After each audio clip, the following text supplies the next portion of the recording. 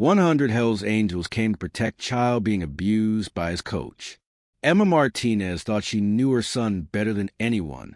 9-year-old Lucas had always been her bright, curious boy who collected rocks and dreamed of becoming a geologist.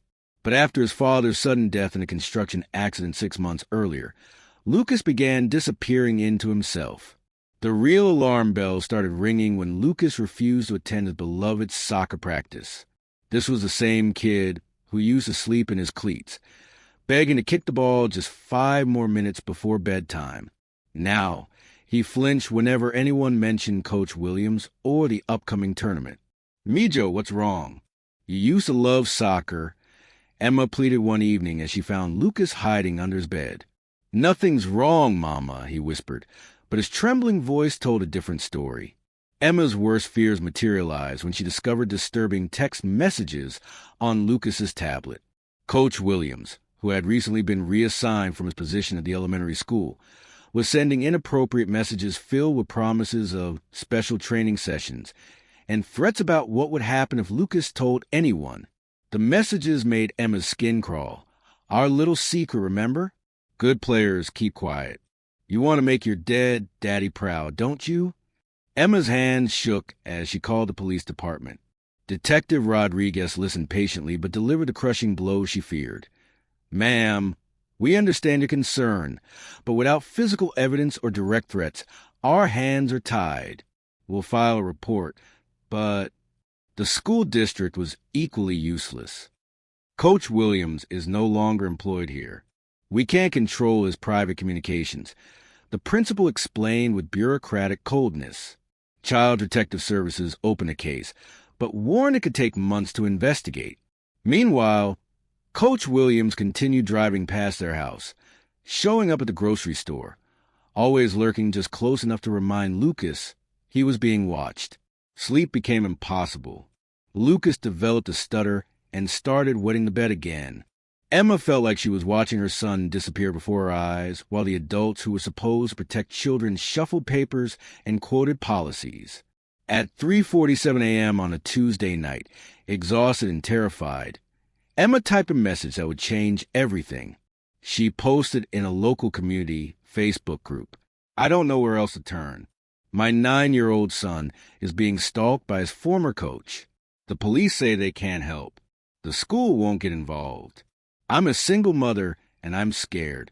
If anyone knows how to protect a child when the system fails, please help me." She hit post and immediately regretted it. What kind of mother air her family's problems to strangers on the internet? The response came faster than she ever imagined. Saturday morning at 8:23 a.m., the first Harley-Davidson rumbled down Cedarwood Avenue. Emma was making Lucas breakfast when the deep growl of the engine made every window in their small house vibrate. Lucas dropped his spoon. "Mama, what's that noise?" Before Emma could answer, more motorcycles appeared. 1 became 5. 5 became 20. 20 became an entire army of chrome and leather rolling down their residential street like mechanical thunder. Emma's heart pounded as she watched from the kitchen window. Men and women in leather vests were parking their bikes with military precision, filling every available space on their normally quiet street.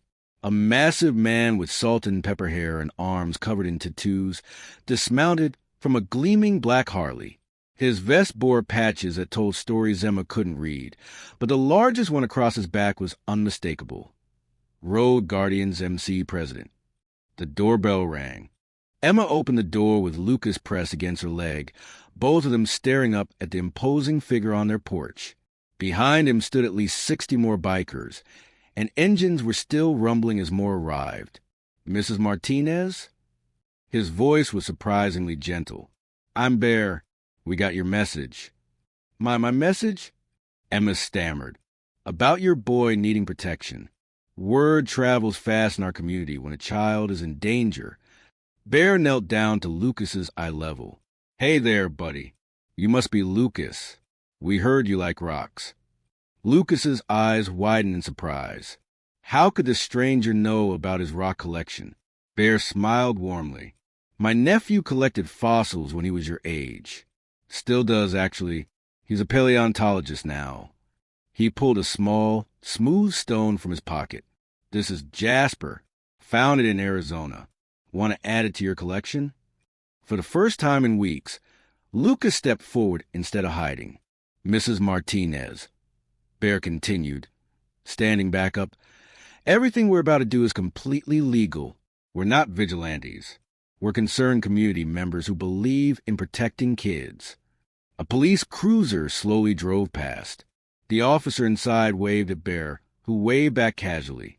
Officer Kim and I served together in Iraq, Bear explained, noticing Emma's confusion. His daughter was in Lucas's class before she moved to private school. He knows why we're here. Emma's voice barely worked. How many of you are there? Bear glanced back at his crew.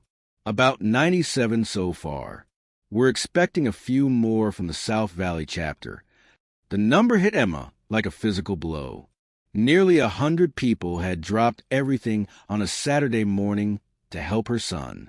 Why would you do this? She whispered. Bear's expression darkened. Because some of us know exactly what it feels like to be a scared kid with nowhere to turn. Because Coach Williams has done this before, and he'll do it again unless someone stops him. A woman with silver hair and kind eyes approached carrying a small package. I'm Rose, Bear's wife. This is for Lucas. Inside was a miniature leather vest with single patch, protected by Road Guardians MC, honorary member. Bear helped Lucas slip the vest over his t-shirt. This means you've got family now, Lucas. A really big family that looks out for each other. The Rolling Thunder. What happened next became legend in their small town. Over 100 motorcycles formed a procession that stretched for 8 blocks. Lucas rode in a specially equipped sidecar next to Bear, wearing his new vest and a helmet decorated with dinosaur stickers that Rose had mysteriously produced. The convoy rolled through downtown like a moving fortress. Shop owners came outside to watch. Cars pulled over in respect. Children pointed in amazement at the impressive display. They rode past Jefferson Elementary School, where teachers and students pressed against windows to witness the spectacle. They cruised by the community center where Coach Williams used to hold private training sessions. They made a very deliberate pass by the apartment complex where he now lived. At every stop, the message was crystal clear. This child was under protection. The parade ended at Riverside Park, where someone had organized a massive barbecue. Families from Lucas's school began arriving tentatively, drawn by curiosity and the smell of grilled food. Finding community. What amazed Emma most was watching Lucas laugh for the first time in months. He sat at a picnic table surrounded by bikers who were teaching him card tricks and sharing stories about their own rock collections. Still can't believe this is real, Emma said to Bear as they watched Lucas actually playing with other kids again. Bear's expression grew serious. My daughter was about Lucas's age when her tennis instructor started making her uncomfortable, asking her to stay late, making inappropriate comments about her body, telling her she was special. His hands clenched. She told us what was happening, but the club said it was just miscommunication. They moved him to a different location instead of firing him. We found out later he'd done it to 12 other girls. Bear watched Lucas chasing fireflies with newfound friends. That was 15 years ago. My daughter still struggles with trust issues. You can't fix the past, but you can damn sure try to fix the present. Unexpected connections. Your husband was military, right? Bear asked suddenly. Emma was startled. Marines. 2 deployments to Afghanistan. How did you know? Bear pointed to several bikers wearing both military patches and Road Guardian colors. 60% of our chapter are veterans, ma'am. Your husband would have protected his son if he was here, so we're just standing in his place. The weight of those words hit Emma like a wave. These weren't dangerous criminals like the movies portrayed. They were fathers, grandfathers, veterans, construction workers, teachers, and nurses who rode motorcycles and believed in protecting the innocent. Justice served. Monday morning brought developments Emma never expected. Detective Rodriguez called at 7:30 a.m. Mrs. Martinez, we need you to come to the station. We've had some new information come to light, When Emma arrived, she found 12 road guardians sitting quietly in the waiting room. Bear explained simply, "Moral support. We promise to see this through." For more families had come forward over the weekend with similar stories about Coach Williams. The dam had finally broken. With multiple victims and a pattern of behavior established, police obtained a search warrant for Williams' apartment. They found a laptop full of inappropriate communications with various children and photographs that made the district attorney file charges immediately. Coach Williams was arrested Wednesday afternoon while 20 motorcycles happened to be parked across the street from the courthouse. Coincidence, they all claimed. Healing takes time. Recovery wasn't instant. Lucas still had nightmares, still jumped at unexpected sounds, still asked if Coach Williams could come back. But slowly, gradually, the healing began. Every Saturday, a few road guardians would cruise past their house. Not intrusively, just a friendly wave to let Lucas know his protectors were still watching over him. Lucas returned to soccer with a new coach who had Olympic coaching credentials.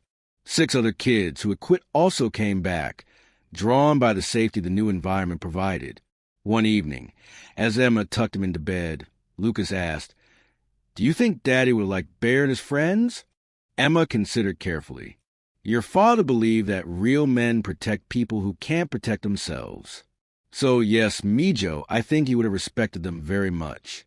6 months later, Coach Williams accepted a plea agreement that included 20 years in prison and lifetime registration as a sex offender. Outside the courthouse, leather-clad guardians waited on their bikes, having kept their promise to see justice served. Lucas ran to Bear, who lifted the boy in a massive hug that would have surprised anyone who only judged by appearances. That evening, Emma understood a profound truth. The most intimidating-looking people sometimes possess the gentlest hearts. When her son needed saving, heroes arrive wearing leather and riding thunder. Sometimes help comes from the most unexpected places. Sometimes justice wears black leather and ride the Harley. And sometimes, when the system fails, ordinary people become extraordinary protectors. Lucas still wears his honorary road guardian vest to special occasions. He's learned that family isn't just about blood. It's about who shows up when you need them most. And in a small town where the sound of thunder now means safety instead of fear, 100 bikers proved that angels sometimes ride motorcycles.